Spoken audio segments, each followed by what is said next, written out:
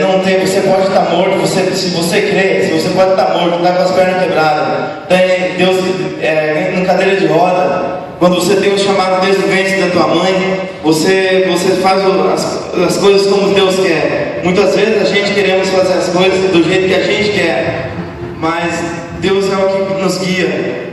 E eu sei, você que está aqui nessa noite, não sei, senti de coração dizer isso, que você está aqui porque Deus tem um chamado na tua vida. Você está aqui porque Deus te escolheu. Você está aqui porque Deus te ama, Deus te quer. Porque Deus é maravilhoso, Ele quer te cuidar, Ele quer te dar toda a vitória que você precisa. Você muitas vezes vem luta, porque aquele que fala que ser crente, ser evangélico é coisa muito fácil. O maior mentiroso está falando porque ser crente é difícil.